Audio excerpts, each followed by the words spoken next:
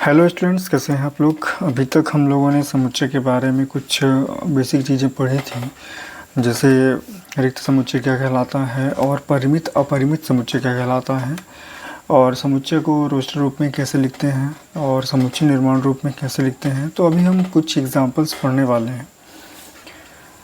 जैसे उदाहरण नंबर 1 लिखा हुआ है कि समीकरण x square plus x minus 2 बराबर 0 का हल समुच्चय रोस्टर रूप में लिखना है। ठीक है, आपको रोस्टर रूप में लिखना है। तो यहाँ पे सबसे पहले इसको हम इसके जो गुणनखंड हैं वो निकाल लेते हैं, और गुणनखंड के बाद इसके शून्यक निकाल लेते हैं। ठीक है, कौन कौन शून्यक मिले हैं हमको, x बराबर 1 और x बराबर -2। ये तो सॉल्व कर लेते होंगे, आप अपने 10th में पढ़ा है। तो अब इस समीकरण के हल हो गए 1 और -2। और रोस्टर रूप में कैसे लिख सकते हैं इसको, मझले कोष्ठक का प्रयोग करेंगे और उसके अंदर क्या रहेगा, 1 रहेगा और -2। इस प्रकार इस समीकरण का हल क्या हो गया, 1 -2, और रोस्टर रूप में हमने लिख दिया इसको। अगला एग्जाम्पल मैंने लिया एग्जाम्पल नंबर 2।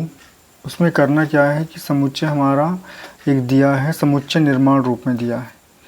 इसमें a बराबर सभी x, जहाँ पे x क्या है, एक धन पूर्णांक है और x स्क्वायर का मान 40 से कम है। ठीक है, एक्स स्क्वायर का मान क्या है, 40 से कम है। तो यहाँ पे जो हल मिला हमको 1 2 3 4 5 6 ये संख्याएं मिलेंगी, और इनको इस तरह से हम मझले कोष्ठक के अंदर लिख देंगे।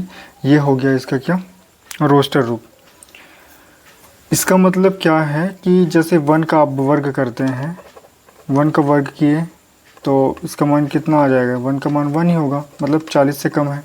2 का वर्ग करते हैं यदि आप तो कितना हुआ, 4 हुआ, ये भी 40 से कम है। और लास्ट में ऐसे करके देख सकते हैं कि 6 का वर्ग जब करेंगे तो कितना हुआ, 36, और ये भी क्या, 40 से कम है। लेकिन यदि आप 7 का वर्ग करते हैं तो 7 का वर्ग क्या हो जाएगा, 49, जो 40 से ज़्यादा हो जाएगा। तो हमारी जो ये कंडीशन दी गई है इसको फॉलो करना है। ठीक है, मतलब उस संख्या का वर्ग 40 से ज़्यादा नहीं होना चाहिए।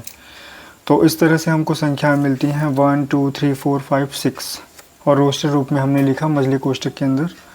ठीक है, तो समझ में आ गया होगा। यदि कोई डाउट है तो कमेंट के थ्रू बता सकते हैं आप लोग। तो thank you all of you.